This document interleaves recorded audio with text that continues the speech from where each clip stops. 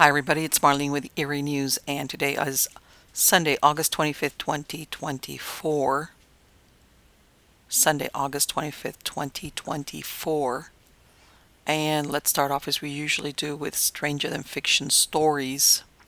And in this case, my favorite of all times. Well, not really. I have several favorites, but this is titled The Backpack Killings, more of a true crime. True crime with answers, but then also a lot of questions. In November of 1993, evidence of ritual murder was discovered when 7 victims were found shrouded in camouflage coffin-like canopies in an area known as Executioner's Drop. The New South Wales government offered a £250,000 reward for what was considered the country's most wanted man, believed to have killed at least 7 people. All the bodies were face down with hands behind their backs and placed parallel to fallen trees or logs. They were covered with sticks and stones. Near each victim was a small campfire surrounded by a circle of rocks, indicating the killer may have remained next to the bodies for some time. They were all taken while traveling along the Hume Highway corridor. And for those of you that are wondering, this is in Australia down under. Police and criminologists believed there were ritualistic overtones and patterns the killer was following. At this point, authorities weren't sure if it was one person or more. Each site appeared to have been deliberately chosen, since they were similar in topography and followed the perimeter of the Belanglo forest. It was determined this was a person who felt confident in the rugged bush of the forest, which lay about 600 miles from Sydney. On September 19, 1992, the remains of Caroline Clark and Joanne Walters were found buried in a very shallow grave covered with sticks and leaves at a point known as Executioner's Drop.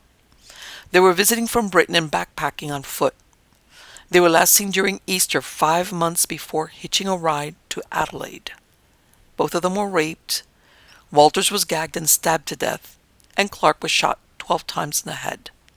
6 Long Beach cigarette butts were found at the scene, which the authorities hoped would lead to the perpetrator. The forensic psychiatrist Dr. Rod Milton, who visited the scene the day after the bodies were found, believed that the cold distance displayed in this murder indicated there were 2 people involved, certainly 2 personalities. Within a month, 5 more bodies were discovered. There was James Gibson and Deborah Everlist, last seen in 1989 near the forest. They disappeared somewhere between Liverpool and Goulburn while thumbing a ride to a conservation festival. In February 1990, Gibson's backpack and camera were found on the side of a rural highway as if thrown from a passing vehicle. Simone Schmidley, a hitchhiker, disappeared in January 1991. Her skull was found under a pile of brush in a clearing in the forest. She had been hitching a ride to Melbourne on the same road as Gibson and Everlist. Hold on, I gotta turn off a fan. Sorry for the interruption. Her camping equipment and glasses were later found near a small town in Victoria named Wangata. She had been bound, gagged, and repeatedly stabbed. A pair of jeans found near Schmidley's body were determined not to be hers, and the authorities confirmed what they feared. German national Anja Habschied and her boyfriend Gabor Neubauers were found nearby. They went missing after December 1991 while hitchhiking from King's Cross to Darwin.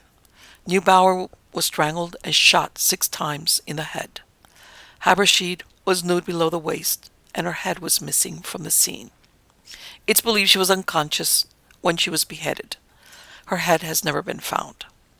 Gabor was a fit young man who would be difficult to overpower, leading some to theorize there might have been an accomplice who participated in this murder. The only common denominator the victims shared was they had disappeared while on foot and they were disposed of in the same way. However, the causes of death differed. Clark was stabbed in the chest and shot in the head several times. Gibson was stabbed several times. Everest was stabbed and slashed in the face. Schmidl was stabbed. Habschied was decapitated. And Neubauer, the only male, was shot in the head 5 times with the same weapon used on Walters. The victims who were stabbed had a unique wound to the upper back that severed their spinal cord and left them immobile. It was an act of great savagery and rage. Many of the victims had their pants buttoned but not zipped, and there was evidence of bondage and strangulation. The authorities published photos of the victims, and calls came in from locals who had seen them hiking or trying to get a ride to their destination. It wasn't until 1993 the authorities were led to a suspect named Ivan Robert Milat. It came about when Paul Onions called from Britain to say this was the person who attacked him near the Belanglo Forest in 1990.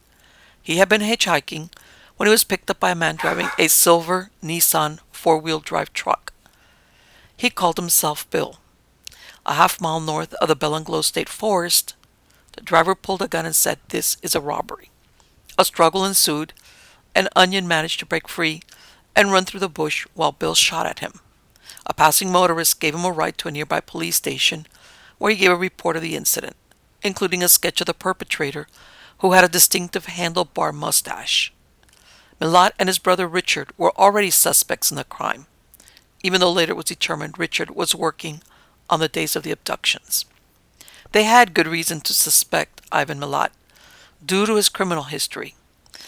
On Good Friday in April 1971, he abducted 2 female hitchhikers. He raped one, but they convinced him to stop for a soda at a petrol station. Men inside the cafe helped the girls escape, but Milat sped out of the station before he could be stopped.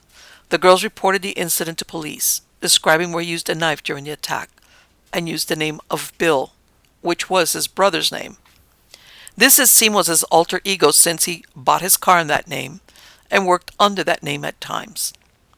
Milat was arrested and was facing rape and armed robbery charges, so he faked his death by leaving his shoes at the Gap, a scenic ocean cliff known as a suicide spot. About 50 suicides are reported every year, so it's little wonder police believed the ruse. Milat, in reality, had fled to New Zealand. He was rearrested in 1974 when he returned to Australia, when his mother was hospitalized after suffering a heart attack. His brother Boris was the one who tipped off police when he came to visit at Prince Alfred Hospital. Due to police blunders, he managed to avoid the conviction of all charges. Milat was arrested at a property in Eagle Vale, a Sydney suburb where he lived with his sister. He had moved there after his divorce in 1989. It appeared Milat led a double life. To his family, he was a hard worker who didn't smoke or drink. However, his wife, Karen Duck, saw another side. She was 16 and going out with his cousin when Ivan raped her and somehow took possession of her despite her being pregnant with his cousin's baby. She led a horrible existence for the next 10 years. She couldn't leave the house without permission and had to show him receipts for the groceries. A leaf littering the front yard was cause for trouble. She waited till he was away on a job to leave him. In retaliation, he burned down her parents' garage. A search of the property found firearms linked to the murder, a silencer, and camping gear that belonged to the victims. A .22 Ruger rifle's cartridges matched those found near Clark's body. A later search of his mother's house produced a sword he used to behead Anya Hanshid. Detectives believe Milat would use his victims' skulls as target practice after they were dead, which accounted for the multiple headshots. Milat owned property near Belanglo and had sold a Nissan Patrol four-wheel drive shortly after Clark and Walters were found. For some reason, it seems that Milat insisted on poaching the women in his family. In 1971, his sister-in-law, Marilyn, ended their 11-year affair. She had given birth to his daughter, Lenise, in 1965, despite being married to his brother, Boris. After the breakup, he picked up and raped a hitchhiker, and Marilyn wondered if this attack was in response to the breakup.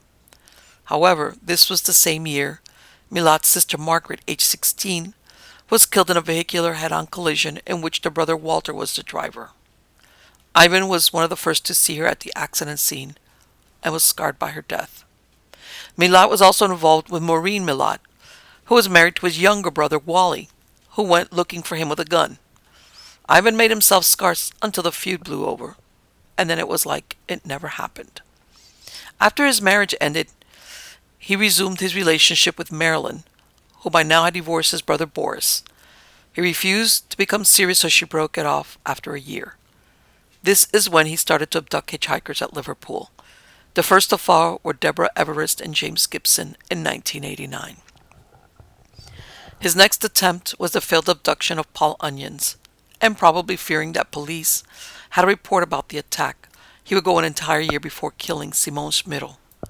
Milat was charged with assaulting Onion and the 7 murders. Milat initially said he was being set up by his own family and tried to implicate 2 brothers, Richard and Walter.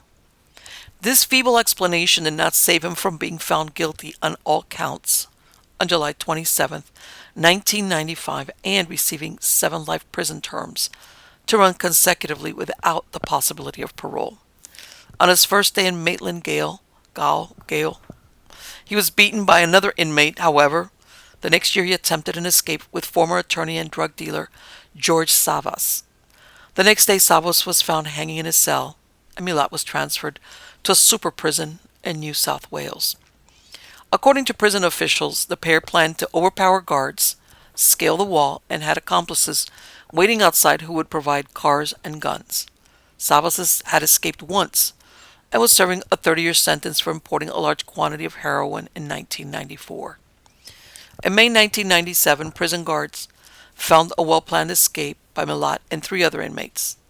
Throughout the years, Milat filed appeals, which were not successful.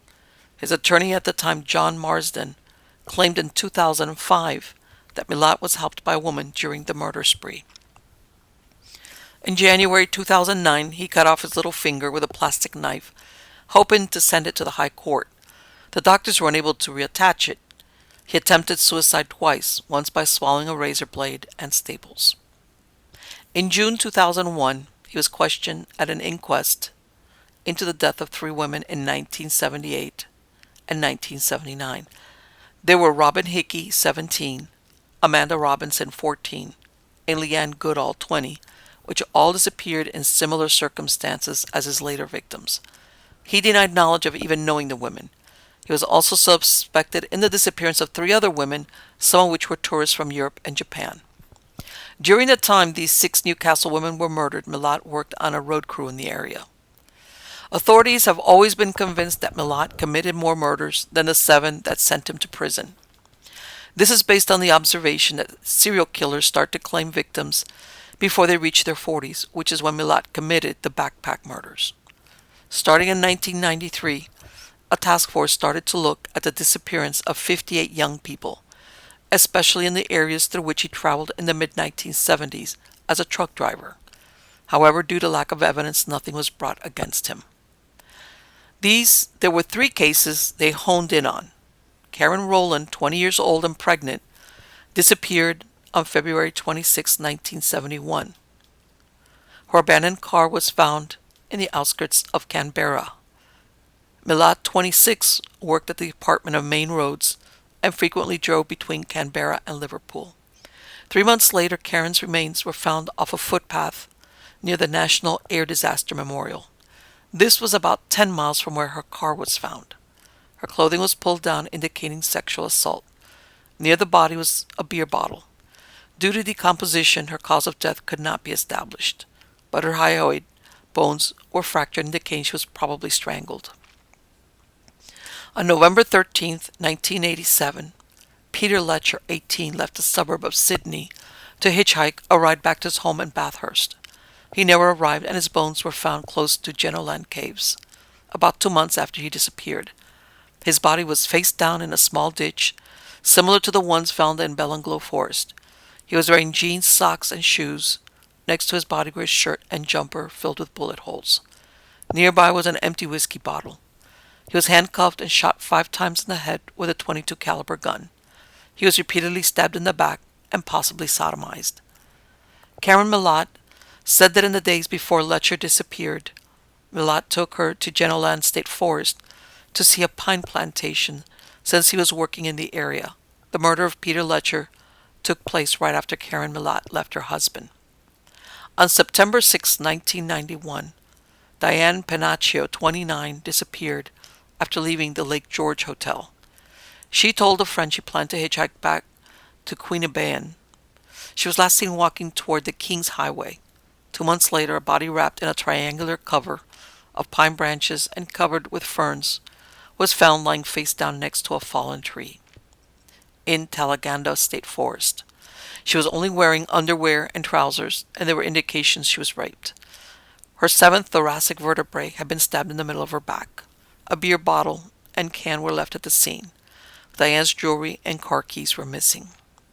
In 2005, Milat's older brother Boris said during an interview that wherever Ivan has worked, people have disappeared. When asked what was the number, he said about 20 or so. In 2006, Homicide Victim Support Group found that Milat was allowed a television and a toaster in his prison cell. The privileges were quickly withdrawn after the media aired the story. He threatened suicide and was placed on a 24-hour watch. Ivan's oldest sister, Mary, born in 1939, married Henry Shipsey and had 3 children with him. After his brick cleaning business went belly up, he shot himself. One of her 3 children, Alistair Shipsey, released a book that included 94 love letters sent to his uncle in prison by different women. After Milat's trial, his sister changed her name to Diane Shipsey. Boris Milat was the only family member to denounce his brother, Ivan. Like Olga, after Ivan's arrest in 1994, he changed his name to Stephen Miller. He would not be the only sibling to change their surname in order to avoid the notoriety caused by Ivan's crimes. The shadow of doubt as to more than one perpetrator has always hung over these murders. Many believed Milat did not act alone in all the murders. One of his helpers, being his sister Shirley Milat, swore, who passed away in 2003. Milat's attorneys pointed out that Ivan shared a home with a brother and sister, which was Shirley, during the time of the murders. Evidence that could have implicated Shirley were Long Beach cigarette butts found with Caroline Clark's remains. Milat was not a smoker, but his sister was, and this was the brand she smoked. In 1997, a group called The Firm, which stood for Friends of Ivan Robert Milat, were campaigning to reinvestigate the case. The effort was headed by Ian Macca McDougall, who shared a cell with Milat for 8 months. They made videotapes of interviews with the Milat family members and friends. They also interviewed Debbie Francis, who described how she was once engaged to Adam Brooke, a police constable who was stationed at Coromall on the south coast. She said 2 members of Task Force Air, who were investigating the backpack slayings, told her that Brooke was a suspect in the killings. The 24-year-old man committed suicide by shooting himself with his service revolver in Coronel Police Station on February 28, 1993. Debbie Francis gave the Milat's Fight Force a black leather jacket and a woman's gold wristwatch, which he claimed were given to her as gifts by Brooke. The firm obtained a search warrant listing a leather jacket owned by Gabor Neubauer, one of the victims, which had never been found.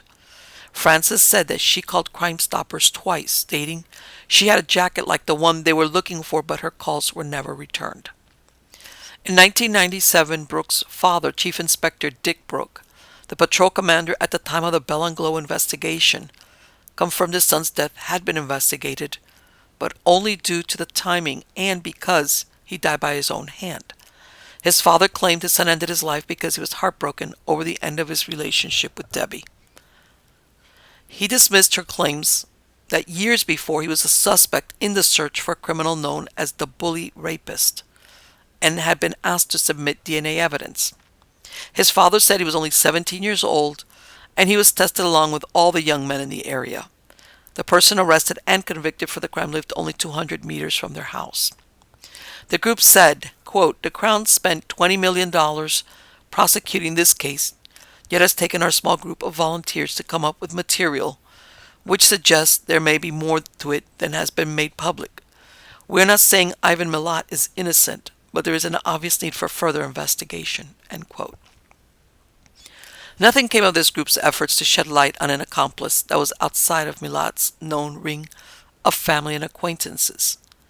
In 2015, a juror who voted to convict Milat came forward with claims that the killer could not have acted alone. The unidentified juror said he believed that Milat was guilty. However, He was not strong enough to subdue two women or carry the body of tall and muscular backpacker Gabor Neubauer to where he was found, which was over 500 feet from where he was killed. During sentencing, Judge Justice David Hunt said, "In my view, it is inevitable the prisoner was not alone in that criminal enterprise." In 2012, Matthew Milat, Ivan's great-nephew or grandnephew, and his friend Cohen Klein were sentenced to 43 years and 32 years respectively for murdering David Arloni on his 17th birthday. The perpetrators were both 19 years old in 2010 when Matthew Milat killed Arloni with a double-edged axe, while Klein filmed it with his cellular phone. The site was a Belanglo forest where Ivan Milat had disposed of his victims. Riding on the coattails of the infamy of the case, in 2015, guided ghost tours were offered in the area where Milat buried his victims at the cost of $150 per person. It was a short-lived idea since it was canceled after public backlash. Advertising for the event read, "Come with us to Belanglo where Ivan Milat buried the bodies of his victims. Once you enter Belanglo State Forest, you may never come out." Who was Ivan Robert Marko Milat? Milat was the son of Croat immigrants. He was the fifth of 14 children born to a family who lived in a rural area and kept to themselves. Reliable information about his upbringing has been difficult to verify. After his trial, his brother Boris said Ivan displayed psychopathic tendencies from an early age. Other family members dispute this. He had run-ins with the law since he was 17, including charges of housebreaking, car thefts, and armed robberies. As an adult, he didn't smoke or drink and worked construction, taking overtime jobs, which allowed him to buy a motorcycle, off-road vehicles, and a property. He was also fascinated with firearms and hunting. Ivan Milat died in 2019, having outlived his parents and 5 of his siblings. He suffered from terminal esophagus and stomach cancer, which had spread to his bones, liver, and lymph nodes. He never admitted to any of the murders and denied wanting to receive last rites from a priest when he lay dying. He was cremated, and his brother Bill Milat scattered the ashes at the Illawarra region south of Sydney. In 2022, Lenice, his daughter, died suddenly after developing a blood clot. She was 57 years old, and her mother described where she was haunted her entire life by being Ivan Milat's daughter.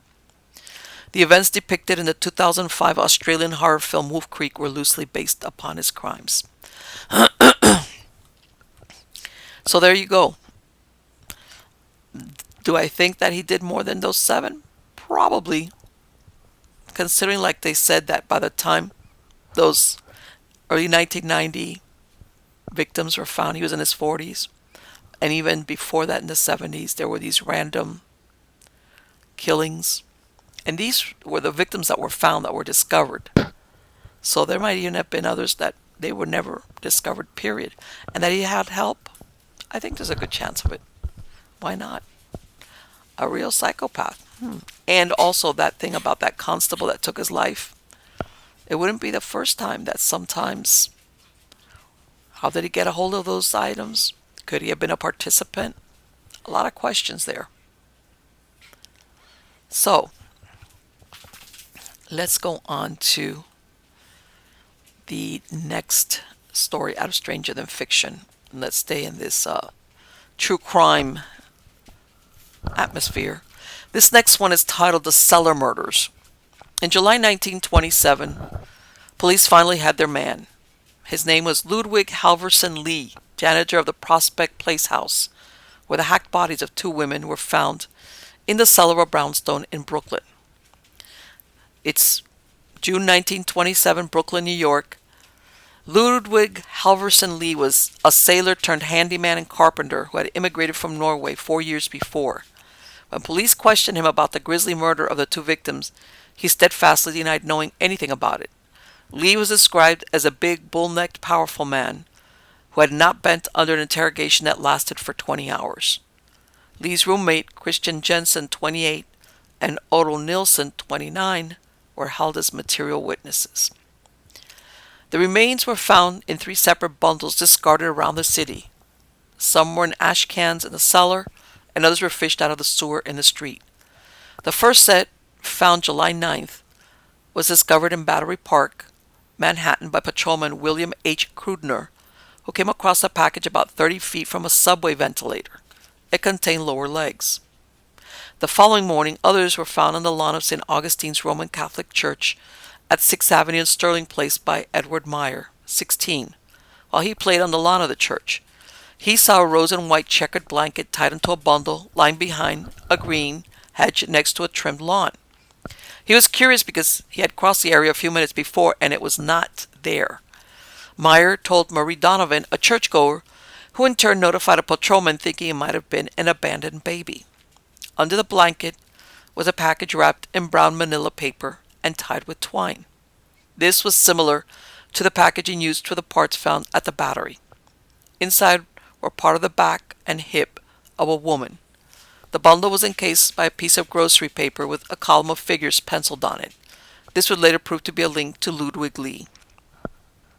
Another package was found under the iron stairway of a fire exit opening into the alley at the rear of the Carlton Theater at 135 Park Place. It contained the left shoulder and the arm of a woman. The ring finger had been severed at the third joint. Gripped in the hand were several strands of black hair. This package was wrapped in a white striped blanket. The remains were taken to the medical examiners at the Kings County Hospital morgue. The doctors handled 25 separate parts for the two bodies. One of the corpses was so badly mangled that it was hard to identify her. The victims were later identified as Sarah A. Brownell, 65, who owned the house at 28 Park Place, Brooklyn, and Selma Larson Bennett, 45, mother of 4 children, and former owner of the property, who had sold it to Brownell 2 months before. The ME had put together Brownell's body except for her feet, and her brother Leroy Brownell of Gloversville verified it was her body, but not her head. This is when they realized it belonged to Mrs. Bennett. Sewer lines were run through in order to find any remains, and also they suspected that an obstacle at an angle which had caused the flooding in the cellar was one of the women's heads. The stoppage was so severe the neighbor's yard was also inundated. So far they had found 4 fingers of a right hand and parts of a woman's clothing, along with star-shaped buttons. A stained axe, hatchet, and saw, which belonged to Lee, were found in the cellar sunk in several inches of water. Sarah Brownell had not been seen since July 4th, and ironically, it was the flooded property which had caused Selma Bennett to visit the property, since she received a call from the next-door neighbor, and even though she didn't own the property, she held a mortgage on it. Alfred Bennett, who lived at 16 Lincoln Place, refused to speak to reporters about the crime which involved the murder of his wife. The Bennett residence was directly behind the house at Prospect Place. He had reported his wife missing on July 12th at the Bergen Street police station. Their son, Carl Bennett, 25, had remained living on the top floor of the brownstone after the family moved to Lincoln Place. By then, other parts had been found and were at the Bellevue morgue. On that fateful day when Selma Bennett came in answer to the flooding of the property, she found no one at home and waited at the neighbor's house until she saw Lee coming down the street. She was last seen entering the house in order to ask him about the leak. Later, Lee told police Mrs. Bennett had demanded to go to the cellar and that he had left her there at the foot of the water. When the detectives followed up and visited the brownstone, they went down to the cellar. The dreadful smell that met them as they descended the stairs alerted them that something was frightfully wrong. They found the ash cans with the human remains inside. In Lee's room, they found a savings passbook and some clothes belonging to Sarah Brownell. The police drained the 18 inches of water that flooded the cellar and found other parts of the bodies. In one ash can were 2 thighs, the chest of a woman between the neck and abdomen, a torso, 2 legs severed below the knee, a right arm, a left and right leg between the hip and knee, a finger, a forearm, and a right hand. From the sewer line that came from the toilet, they found a right hand and thumb, the instep of a left foot, part of a right hip, internal organs, and an upper set of false teeth. As the police kept searching the cellar, they feared there was a third victim when they found a pair of black Oxfords, a corset, black silk stockings, and underwear, although were too small for either Brownell or Bennett. Also, they were in too good of a condition to have been discarded. Police interviewed all the neighbors and a man who lived across the street, who had seen Lee leave twice with a bundle around 5 in the morning. Detectives also found that Lee had cashed a $100 check from Miss Brownell's account and had attempted to cash a check for $1,000 but had failed. He said he wanted to return to Oslo. Lee said he met Miss Brownell 3 years before when she ran another boarding house in Sterling Place. Police found Lee had been arrested 2 years before, charged with felonious assault after striking a man over the head with a bottle. However, the charge was dismissed. A few months later, he appeared as a witness in a trial that sent John Costello to Sing Sing for 20 years on a manslaughter charge. The crime involved the shooting of Ivan Forsberg, who was a friend of Lee's.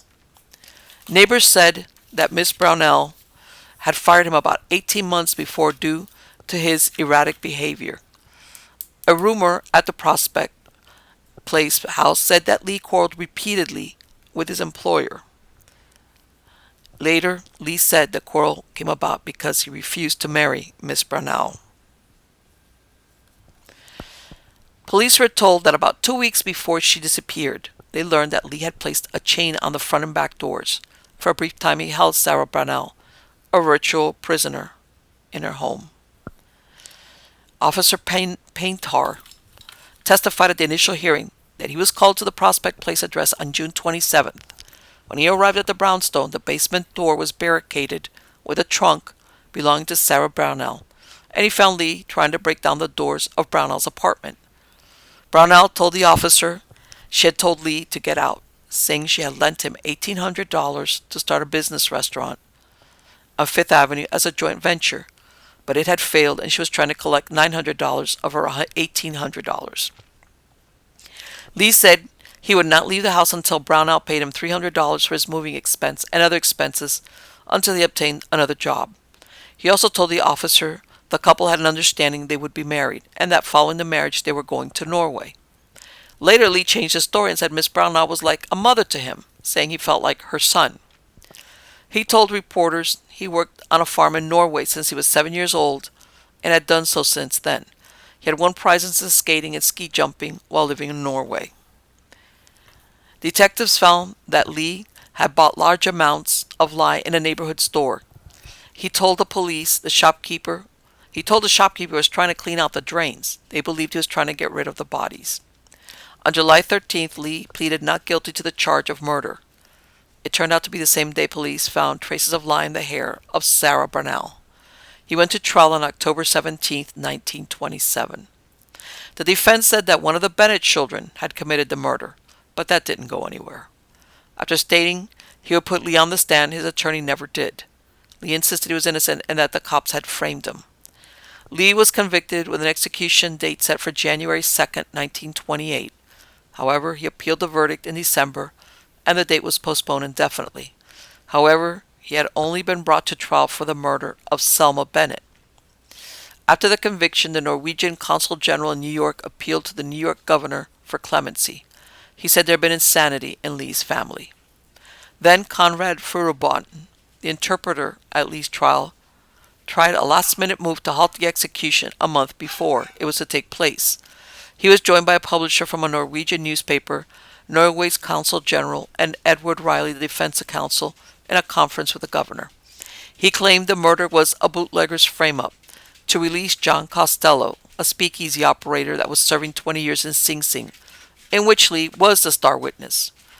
Ragnhild Corneliusen, who testified at Lee's trial, in which she had seen him carrying a package, figured in Costello's case, which dated back to 1926.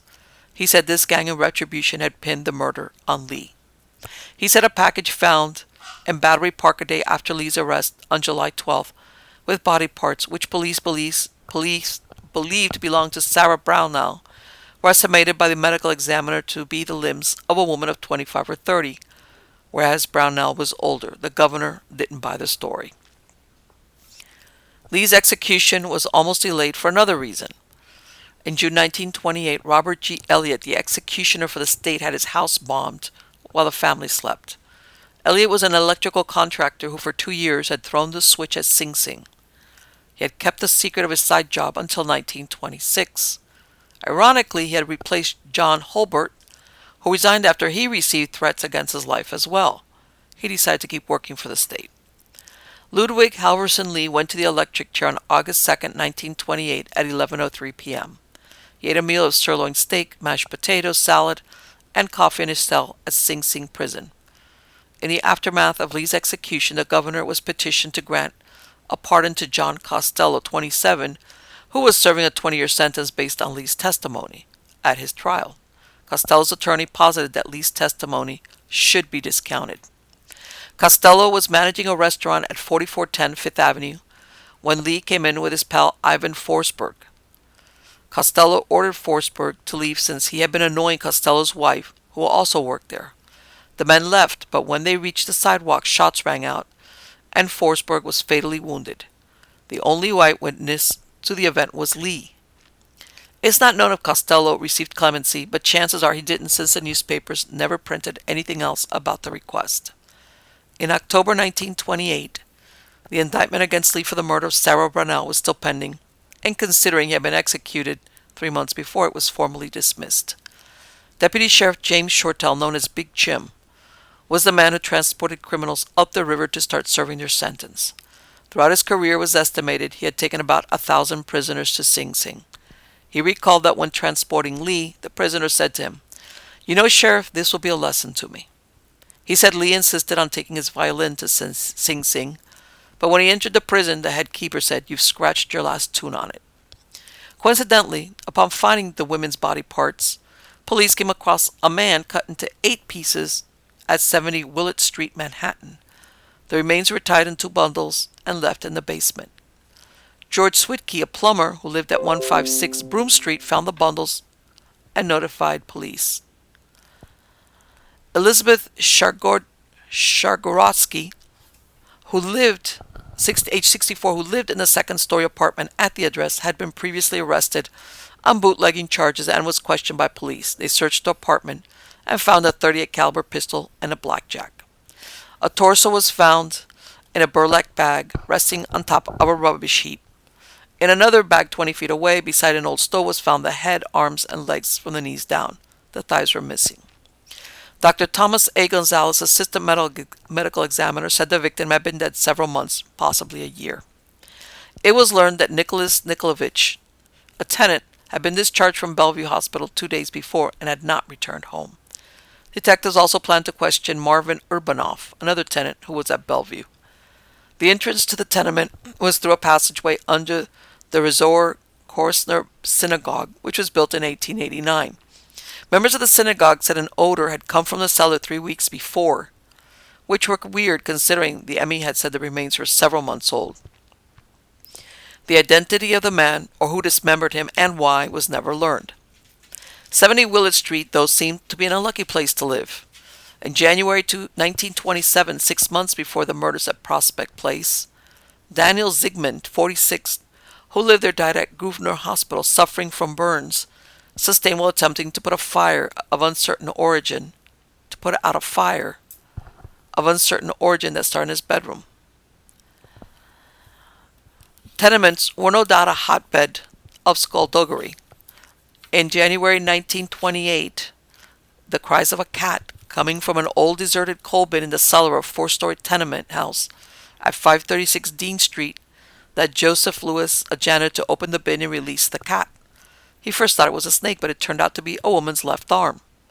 It appeared the arm had been in the bin for a long time and had been severed from the body at the shoulder socket. The cellar and coal bin were searched, but nothing came to light about who the arm belonged to. Lewis told police the bin had not been used in years. The house was only a few blocks from where Ludwig Lee murdered his 2 victims. The detectives concluded the address was not far from the Holy Family Hospital, and it was possible a medical student left it there.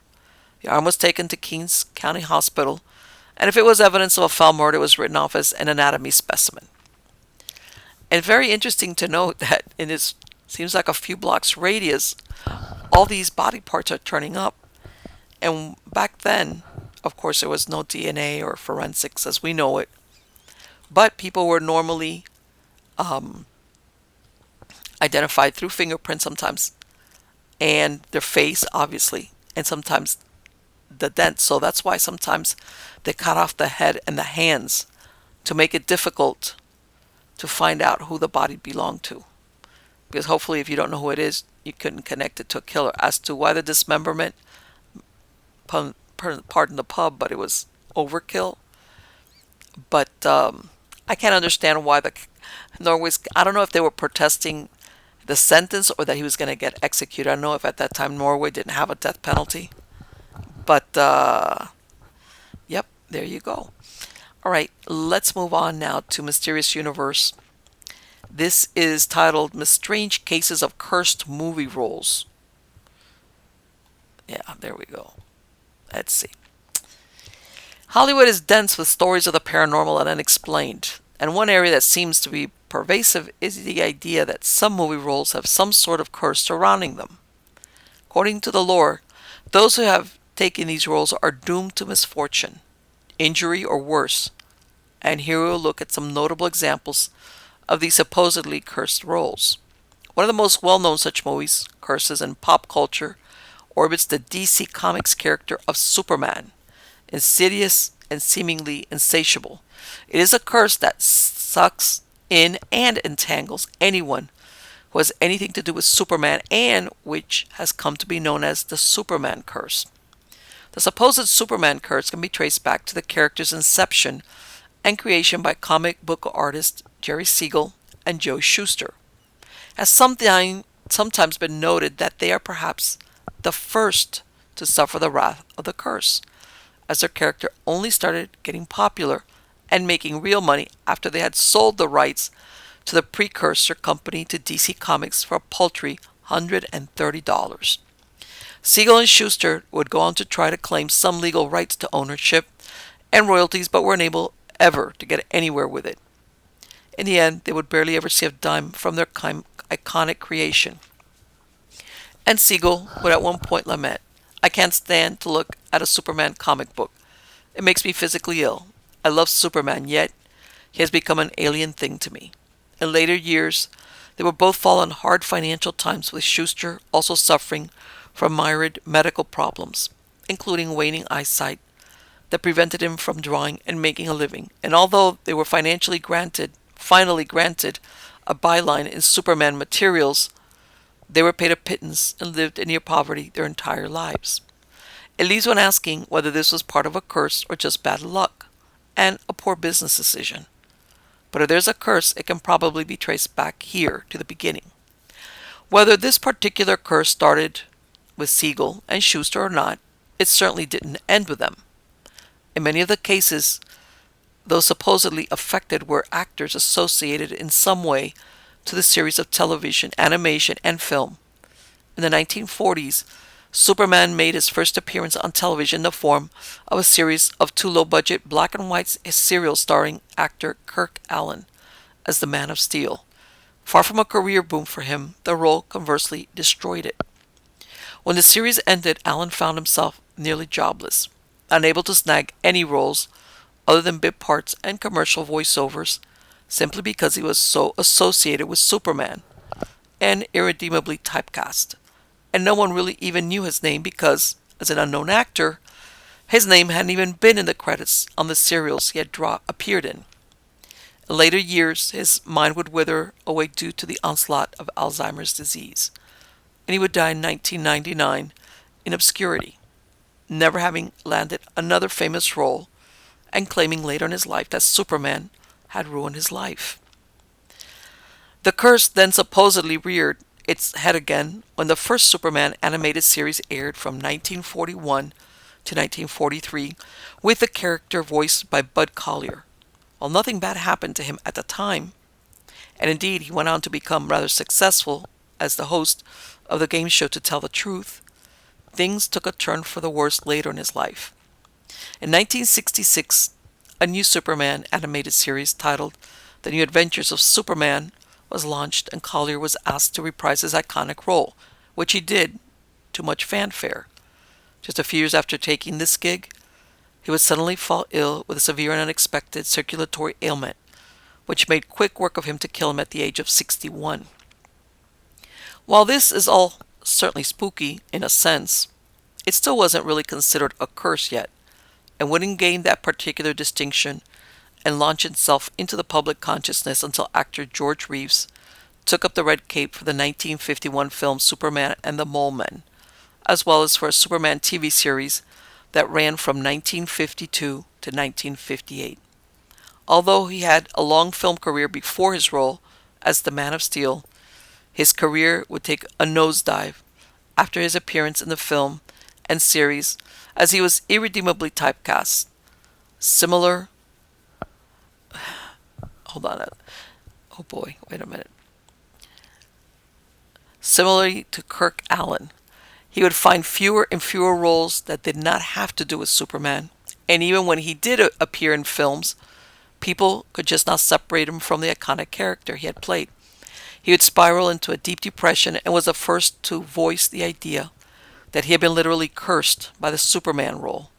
And on June 16, 1959, just a day before his own wedding, he was found dead in his home by a parent's self-inflicted gunshot wound, while his girlfriend and friends had a party downstairs. Although officially considered a suicide, considering Reeves' fingerprints were not found on the gun, it has long generated rumors and conspiracy theories that foul play was involved. It was Reeves' death and his ominous mention of curses in the days before that would truly bring the idea of a Superman curse to life. And this was when the public began speculating that there might be something to it all. This could only be bolstered by the next high-profile victim of the curse.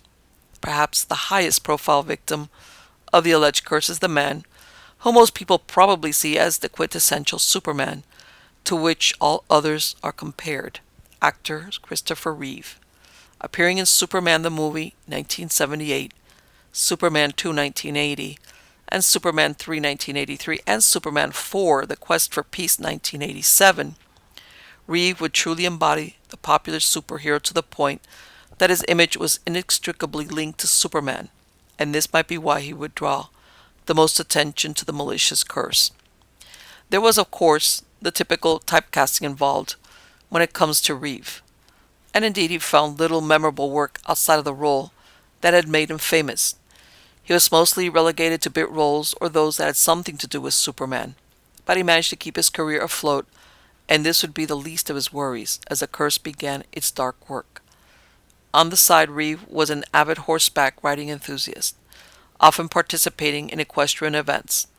But on May 27, 1995, one of these events would go tragically wrong when the actor was thrown from his horse to break his neck and leave him paralyzed from the neck down. Oddly, the grievous injury was blamed on witness accounts that his hands had rather frequently gotten hopelessly tangled in the reins, forcing his head to take the brunt of the impact. Reeve would never walk again, and he became a major advocate of treatment and support for those suffering paralysis.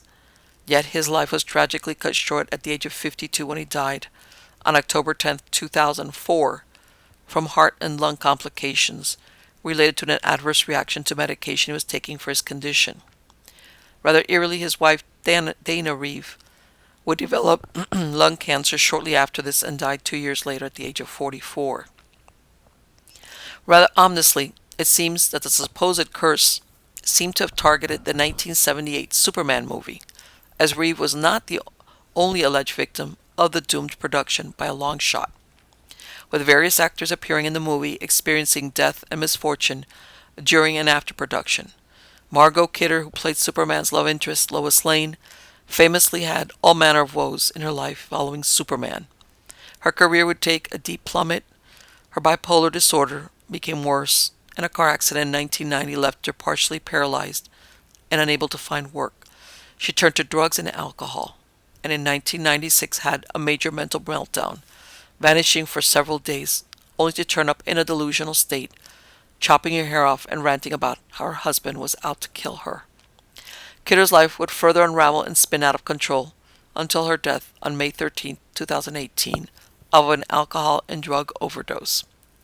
Also in the 1978 film, and possibly cursed, was famed actor Marlon Brando, who played Superman's father, Jor-El. After the film, Brando's life went through some tumultuous periods. His son shot his half-sister's boyfriend and was sent to prison in 1990. His daughter committed suicide in 1995, and Brando himself became a notorious, unruly recluse, considered nearly impossible to work with. The once unstoppable actor saw his star fade right up until he died in 2004, eerily just 3 months before Christopher Reeve would die. Even the actor who played Baby Superman in the 1978 film is said to have suffered from the curse when actor Lee Quigley, who appeared as the baby, died in 1991 at the age of 14 after overdosing or inhaling harmful gas aerosols he had done to take the edge off the bullying he had received for his Soul film role. The curse would spread out to the sequels of 1978 Superman as well. Comedian Richard Pryor appeared in Superman 3 in 1983 and went on to develop serious drug abuse problems, get multiple sclerosis, and died on December 10, 2005 at the age of 65. Although the most famous series of Superman films has incurred the most of the curse wrath, it is certainly not the end of such dark rumors. Production on the DVD for Bryan Singer's 2006 film Superman Returns was supposedly plagued by all manners of freak accidents, mishaps, and bad luck, including on-set injuries and even a mugging, and Kate Bosworth, who played Lois Lane in the film, famously blamed the Superman curse on a romantic split with actor Orlando Bloom and other personal woes. In later years, there was also the TV show Smallville, which featured actress Allison Mack, who played Chloe Sullivan and was arrested in 2018 for sex trafficking and forced human labor. There have certainly been cast members who don't believe in any Superman curse at all, with even one of the alleged victim, Margot Kidder, long denouncing the idea that there was such a curse behind her strife.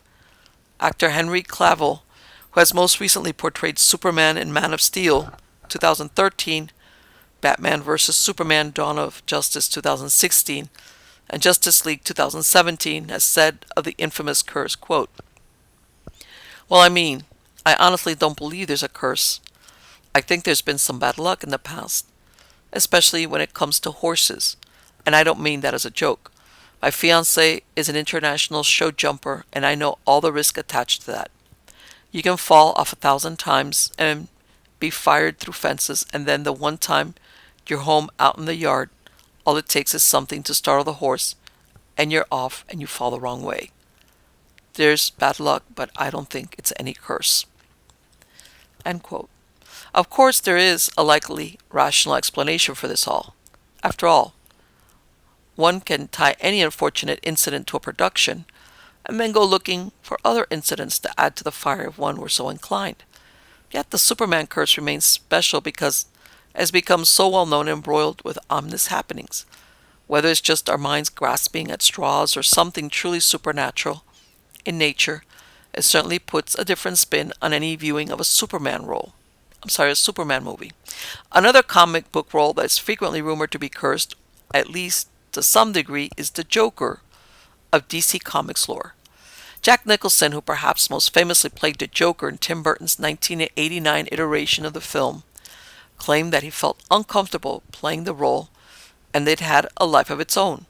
But the curse really comes into stride with the more recent Batman films directed by Christopher Nolan, which too have plenty of darkness pervading them.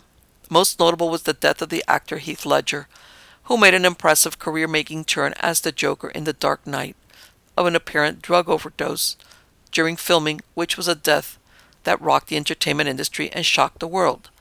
Ledger had found himself having profound personal and mental issues in the role, claiming to have been unable to sleep and becoming ravenously consumed by the part and thoroughly exhausted by it, spiraling down a road to depression that cost him his relationship with girlfriend Michelle Williams. According to some reports, Jack Nicholson, who had played the previous iteration of the role of the Joker, purportedly even warned Ledger to be careful when approaching the part, as it had a life of its own and the potential to be dangerous, creepily saying after Ledger's death about the role, "Well, I warned him." Ledger's last known words were "bye-bye," scrawled into a notebook next to a picture of himself in full creepy Joker makeup. Interestingly, Ledger's was not the only death or injury to haunt the production, as a special effects technician named Conway Whitcliffe was killed during a stunt for a scene involving a chase with a truck and later a stunt double would be injured under similar circumstances, and Morgan Freeman would also be involved in a serious car accident in 2008, after which Freeman and his wife were divorced not long after. By far the spookiest and most terrifying incident related to the Batman curse happened in 2012 when a 24-year-old PhD student at the University of Colorado, Denver, James Holmes, attended a screening of The Dark Knight Rises in Aurora, Colorado, and then proceeded to set off a tear gas canister before indiscriminately opening fire upon the crowd of theatergoers. When the smoke cleared, 12 were dead and a further 70 were injured. The Nolan Batman movies have been critically and commercially well received, but certainly have their demons stalking about in the shadows. Even more recently, Jared Leto, who played the Joker in the Suicide Squad, also went through a good deal of mental and emotional turmoil while playing the part. He would claim that he spent most of the time on set in character, even when he wasn't filming, and that he would spend the majority of his time alone in his dressing room, shunning the presence of cast and crew. During filming, Leto did a number of demented things, such as sending a rat to his co-star Margot Robbie and a dead pig to the rest of the cast. He would later claim that he wasn't sure why he had done these things and had felt that the role was in a sense possessing him.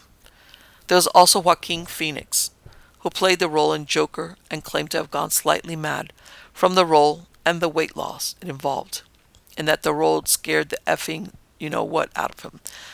So is the role of the Joker really cursed, or is this just all bad luck, coincidence, and the effects of a challenging dark role? Moving on from comic book movies, we have the role of none other than Jesus Christ. It seems like a role that any actor would want to try their hand at, but many have learned to regret their decision to take it on. The most famous example of the Jesus curse revolves around the very successful and very controversial 2004 movie, The Passion of the Christ, directed by Mel Gibson, which tells the tale of the betrayal of Jesus Christ and his subsequent torture and death. Indeed, the entire production seems to have been targeted by some sort of curse.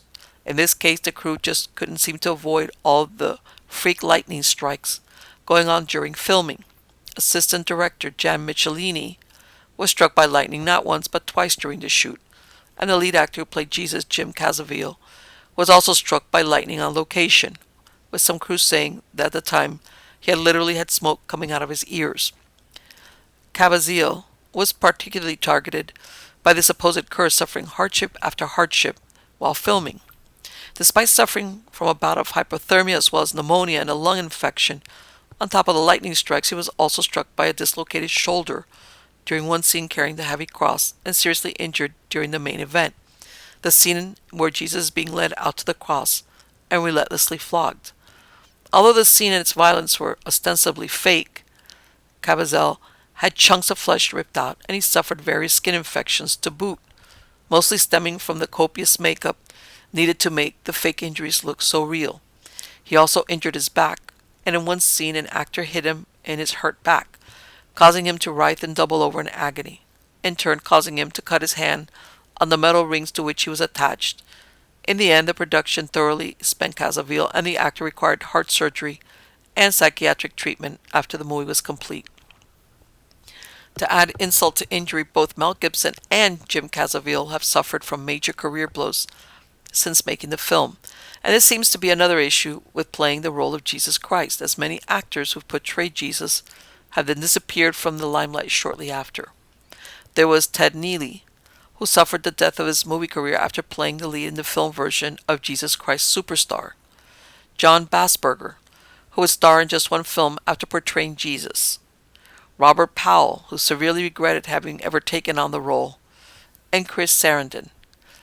Jeffrey Hunter, who played the role in King of Kings in the 1950s, did fine during the production, while critics praising the epic style of the film and saying that Hunter would be remembered as one of the greatest interpreters of Jesus Christ in the history of cinema.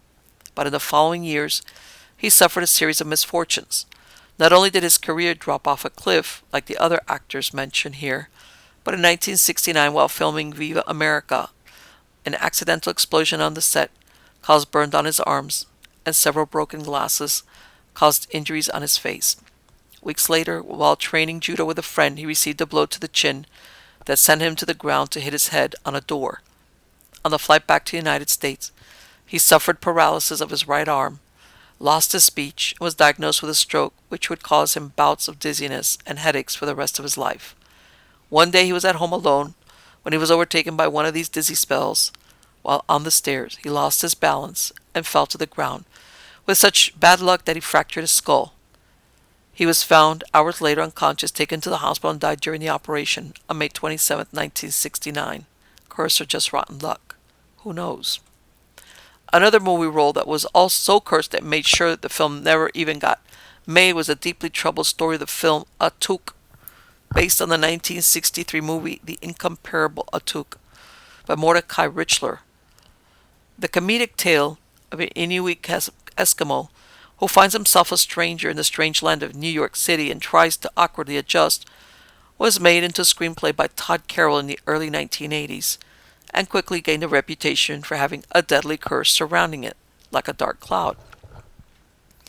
By far the most infamous and ominous of these is a list of tragic deaths linked in some way to the making of Atuk. Reads like a veritable who's who of comedy actors. Legendary comedian John Belushi was the first to take to the title role, and indeed, he was the very first choice, with screenwriter Carroll specifically saying that he had written the role for Belushi. But not long after, the actor died of a drug overdose in 1982 at the young age of 33 years old. The next comedian actor to take the part was Sam Kinison, who managed to film one scene, but things went awry when the famous comic insisted that vast rewrites be done on the script, and he would soon leave the production altogether and be killed in a horrific head-on car crash in 1992 at 38 years old. The role of Atuk made its way to comedian John Candy, who not long after reading the script was struck down by a heart attack at the age of 43, with a screenplay reportedly still in his possession. Eerily, the comedy writer Michael O'Donoghue, who reportedly read the script with Candy, died of a sudden cerebral hemorrhage a few months later. The Atuk role passed on to the famously overweight and zany Chris Farley, star of the popular American comedy TV program Saturday Night Live. Farley was purportedly quite eager to start filming, as Belushi had been one of his idols, but he would never get the chance, as he would follow Belushi's lead and die of a drug overdose at the age of 33 as well. Interestingly, Farley supposedly had handed the script to friend and fellow Saturday Night Live comedian Phil Hartman, who was interested in maybe taking a supporting role in the film, but who would be killed in a sudden shocking crime when his wife shot him and then herself in a chilling murder-suicide. He was 49 years old. Hartman's death, the cursed script was shelved. After Hartman's death, the cursed script was shelved and the project has never been pursued again. Often linked to the Atuk curse is that of another unfinished film based on John Kennedy Toole's Pulitzer Prize-winning novel, The Confederacy of Dunces. Like Atuk, the proposed movie, which was originally going to be directed by Harold Ramis, had a grim reputation for having almost every single one of its lead actors die off, with many of them spookily the same person. John Belushi was set to star in it, as was John Candy and Chris Farley, all of whom, as we have seen, died tragically, and all of whom were attached to both Doom's projects. Other actors linked to the film, such as Will Ferrell, Jack Black, and Zach Galifianakis, seem to be doing all right, though at least so far. Other misfortune came in the form of Hurricane Katrina, which destroyed much of the city where the movie was to be filmed. Even one of the directors tied to the film over the years, Steven Soderbergh, believed the film was actually cursed. The Confederacy of Dunces has still not been close to being made and remains in hopeless limbo despite all efforts to make it. Some movies seem to be so cursed that pretty much every role in them brings about death and misfortune. The movie Poltergeist is undeniably one of the classic horror movies of all time. Directed by Tobe Hooper and written and produced by none other than Steven Spielberg, it follows the struggles of a suburban family, the Feelings, dealing with a terrifying invasion by malevolent spirits and the kidnapping of their young daughter by these phantoms, who are enthralled to a mysterious, menacing demon referred to simply as the Beast. The film is notable for its unnerving atmosphere and ability to exploit childhood fears, such as the fear of creepy dolls, the thing under the bed, and the scary tree outside the window, bringing them to life with some truly iconic scenes that serve to do a good job of traumatizing children of the era.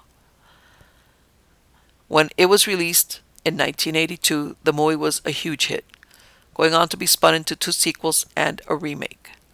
The film is also remembered for having one of the most notorious movie curses looming over it. Things were creepy on the Poltergeist set before filming even really began. The rumor is that the filmmaker decided that rather than craft fake plastic skeletons as props in various scenes, which would have been expensive to make, they instead opted to use actual real human bones. The skeletons were mostly used in the harrowing scene in which actress JoBeth Williams' character finds herself at the bottom of a half-filled swimming pool in a sludge of mud and human skeletons, which proceed to attack her as she tries desperately to crawl out of the watery grave. According to the actress, real human skeletons were used in the scene, and the film crew did not inform her about it. In fact, it seems that producer Spielberg hadn't really told anyone working on the film about it at the time. Williams would later say of the undeniably creepy situation, quote, "In my innocence and naivete, I assumed that these were not real skeletons. I assumed that they were prop skeletons made out of plastic or rubber. I found out, as did the crew, that they were using real skeletons because it's far too expensive to make fake skeletons out of rubber." End quote. Although these claims have never been proven, it has been suggested that the use of a real human skeletons as props may have been the catalyst for what was to come next, as it would become apparent that a dark force potentially hung over not only the original film but indeed the whole series, leading to several bizarre deaths for those involved with filming and other oddities. The first death would occur just weeks after the releases of the original film when 22-year-old actress Dominique Dunne, who played the older sister Dana Freeling, was brutally choked by her boyfriend on the night of October 30th, 1982. Dunn had been locked in an abusive relationship with a chef by the name of John Sweeney and had actually kicked him out of their shared Los Angeles residence. On the night of the incident, Sweeney had allegedly stopped by to try to work things out, but the conversation had instead devolved into a huge argument in the driveway, ending with Sweeney savagely choking Dunn into unconsciousness and leaving her for dead right where she fell. Dunn would be rushed to Cedars-Sinai Medical Center in Los Angeles, where she would remain unconscious for 4 more days before dying without ever waking up again. Sweeney was subsequently found guilty of involuntary manslaughter and sentenced to 6 years of prison, of which he would only serve 3.5. In another more recent development, actor Lou Perryman, who played a small role in the film, was savagely murdered in his own home by an axe-wielding escaped convict in 2009. There was other less tragic but nevertheless bizarre oddities orbiting the production of Poltergeist as well. In one incident, actor Richard Lawson, who plays paranormal investigator Ryan in the film, was flying aboard U.S. Air Flight 405 in March of 1992 when the plane crashed into Flushing Bay, New York. Although Lawson survived the crash, 27 of the 51 people on board were killed in the disaster. Another strange series of events plagued actress JoBeth Williams during filming, when she claimed that the pictures hanging up in her home were always crooked when she returned home from filming. The deaths and weirdness would continue with the film sequel Poltergeist 2: The Other Side, released in 1986, which would bring with it 2 more rather famous deaths and several other ominous signs. The first major death was that of actor Julian Beck, who portrays the evil, ghostly preacher Reverend Henry Kane in the film. Beck was diagnosed with stomach cancer before filming began, which succumbed to his illness in September of 1985, shortly before the film was released in theaters.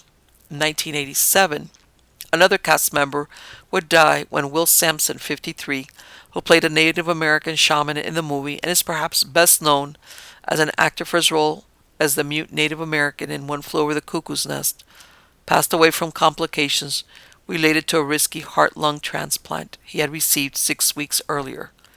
Interestingly, during the filming of Poltergeist 2, Sampson performed an actual exorcism on the set due to his increasing concerns about the alleged use of real skeletons as props in the first film. Other deaths somewhat related to the production of Poltergeist 2 are also sometimes attributed to the alleged curse. Zelda Rubinstein, who plays a psychic in the movie, was called to be informed that her mother had passed away during filming, and the director himself, Brian Gibson, died of Ewing's sarcoma in 2004. By far the most talked about and well-known death linked to the Poltergeist series is that of young Heather O'Rourke, who portrayed the Freeling family's youngest daughter, Carol Ann, in all three of the Poltergeist films, and was inextricably linked to the series for her central iconic role. Appearing in the first movie when she was only 6 years old, O'Rourke would be misdiagnosed with Crohn's disease in 1987 after falling ill, when she still became sick the following year, even with treatment for the disease. Doctors told her she merely had the flu, but this was not to be the case. When O'Rourke collapsed the very next day, she was rushed to a children's hospital in San Diego, where it was determined that she had an obstructed bowel. On February 1st, 1988, just before the release of Poltergeist 3, she tragically died at the age of 12 during an emergency operation, and it was determined that she had actually been suffering from a congenital intestinal abnormality that had gone undiagnosed. The sudden death of this charming little girl, who was the face of the series and had up until then been so vibrant and healthy, shocked and saddened the public at the time. Adding a layer of bizarreness to this untimely death is an odd portent from the first film. In one scene, a poster can be seen on the wall of Carol Ann's brother in the movie, Robbie, played by Oliver Robbins, which reads Super Bowl 22. The actual Super Bowl 22 would be played 6 years later in 1988, just one day before O'Rourke's tragic death, and in the very same city. The strange events, as well as the deaths of these cast members and crew, especially the fact that they were sometimes totally unexpected, have long given rise to the notion that the production of the Poltergeist movies was cursed. Indeed, at one point, the urban legends and rumors surrounding this curse got so bad that some permutations claimed that one of the child actors died after filming each movie, as well as a preposterous rumor that everyone who appeared in the movies has since died, both of which are untrue. Although the Poltergeist curse has over the years become infamous, is there anything to it? Or is it all coincidence or reaching for patterns that aren't really there? Finally, we come to a curse hanging over not any one role in particular, but rather over many roles that have won their actors Oscars. For years, there seems to be a mysterious jinx that imbues the honor of winning an Academy Award. And while it's logical to think that winning Hollywood's most prestigious award would catapult its winner into the A-list, the sad fact of the matter is that many Oscar-winning performers have seen their career trajectories plummet into the ground as soon as they finish their acceptance speeches. The list of actors who have been plagued by the so-called Oscar curse is long. Halle Berry won an Oscar in 2001's Monsters Ball, a critically acclaimed drama starring Billy Bob Thornton and Heath Ledger, for which she was nominated for Best Actress for her performance. And in 2002, she became the first African American to win the award. However, although starring in some somewhat successful movies in the years that followed, her career then took a nosedive, with her appearing in box office bomb after bomb, such as Gothic and Catwoman, which was considered to be so bad that it won her the award for Worst Actress of the anti-Oscar ceremony known as the Raspberry Awards. Similarly, Mira Sorvino won an Oscar for her role in the 1995 Woody Allen film Mighty Aphrodite, after which her career tanked, and she was doomed to star mostly in poorly received rom-coms. In the 1996 film Jerry Maguire, Cuba Gooding Jr. won an Oscar for the role of a football player named Rod Tidwell, after which he starred in a string of flops and had legal troubles due to sexually inappropriate misconduct. It doesn't stop there. Marissa Tomei won an Oscar for a role in My Cousin Vinny as Mona Lisa Vito, after which her career veered off into duds, with her only slightly making a comeback in 2008 with a nomination for a role in The Wrestler. In 1991, actress Mercedes Ruehl won an Oscar for Best Supporting Actress, but failed to follow it up with anything noteworthy, and she mostly vanished into obscurity. Marcia Gay Harden would win an Oscar for a role in Pollock, an edgy biographical drama about the hard-drinking, abstract expressionist Jackson Pollock, but after this her career would never really take off, and she would later lament that winning the Oscar was one of the worst things to happen to her. The list goes on, with Roberto Benigni F. Murray Abraham, Adrian Brody, Linda Hunt, Marley Maitland, Olympia Dukakis, and Gina Davis, some of the other many actors who have won a coveted Oscar and either faced misfortune or had their careers drop off the face of the earth. Is there anything to the Oscar curse? Is there anything to any of these supposed curses? For Dr. Stuart Wilson, a senior lecturer in psychology, sociology, and education at Edinburgh's Queen Margaret University, this is all basically us finding negative patterns. And he has said of it, quote, "A lot of human cognition is pattern detection, and we are particularly good at noticing clusters, so a cluster of negative events, even ones associated with a movie, can be particularly salient, and that's when culture takes over and labels like cursed starts getting attached. Negativity bias, our habit of being more swayed by the bad things we perceive than the neutral and good, also comes into play. These systems are screaming at us that there's something worth paying attention to here." End quote. It is hard to say whether all of this is attributable to any sort of supernatural curse. Movie production employs so many people, and there are bound to be deaths, misfortune, and accidents orbiting them from time to time, and with so many involved, there's no greater rate of mishaps than there really would be with a random sampling of people. Add in talk of a curse, and suddenly anything bad that happens can be blamed on it.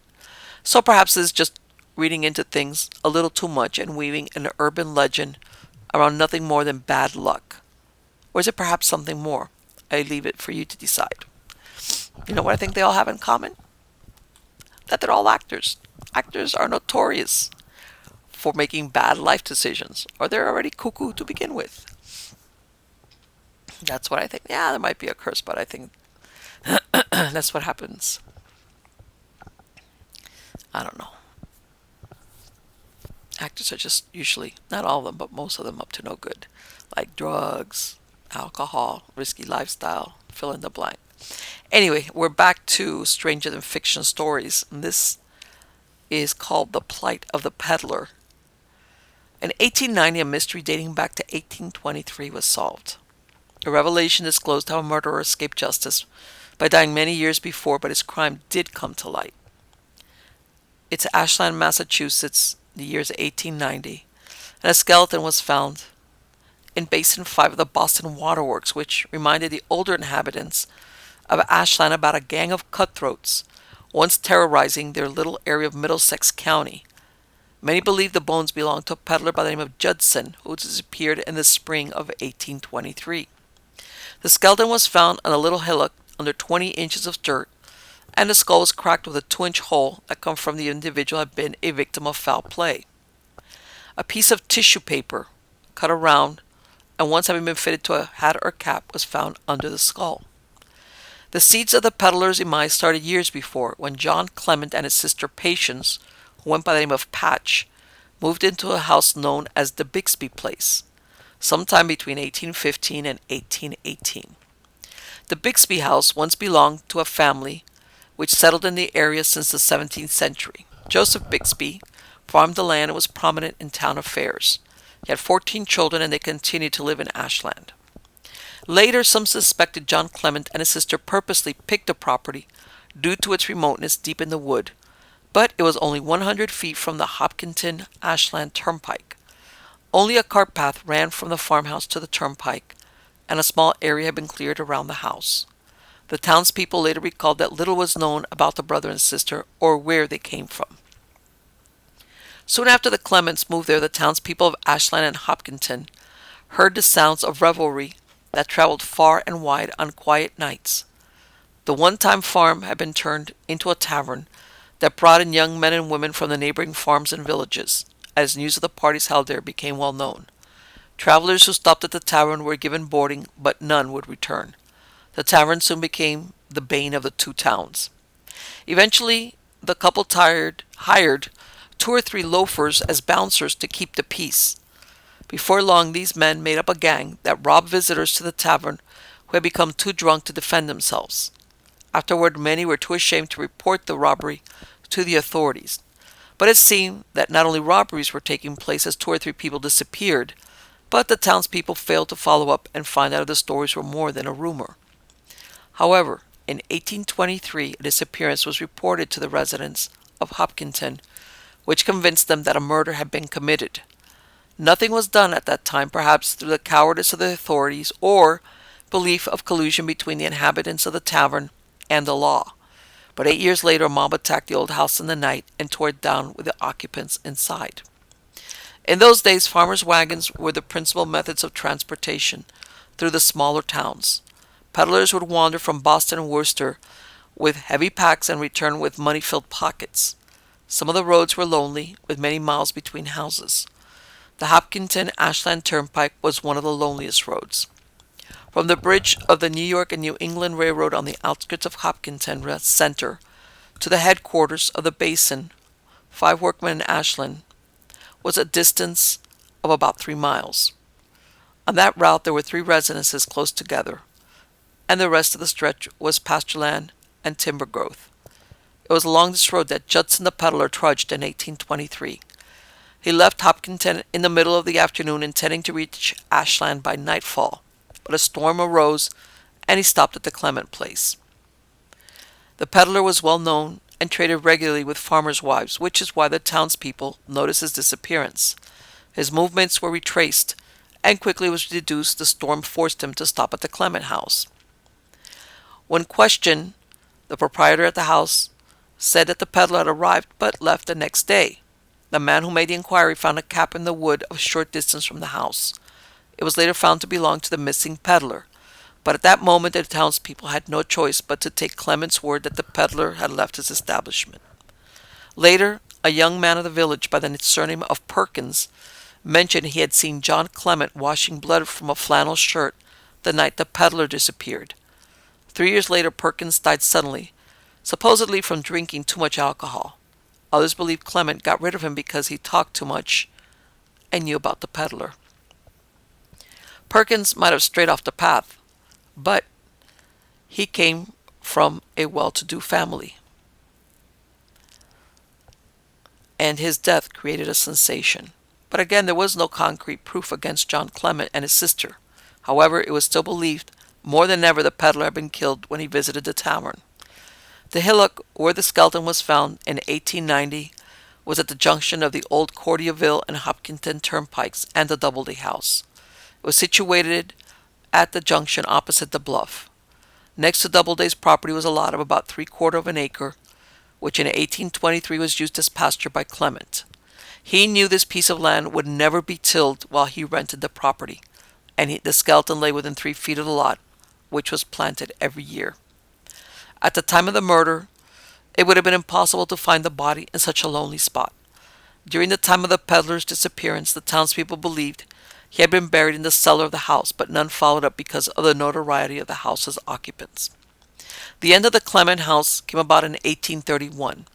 The death of Perkins sometime between 1825 and 1830, and the death of a woman named Chloe Temple in 1830, made the residents determine there must be an end to an establishment. Chloe Temple was said to have been led away by one of the frequenters of the Clement house, and when her reputation became such that she could no longer remain in the town, she went to the house to live. Clement said she had been found dead in her bed, but others said she was discovered on the kitchen floor. In March of 1831, a party of 10 to 12 disguised men drove to within half a mile of the tavern.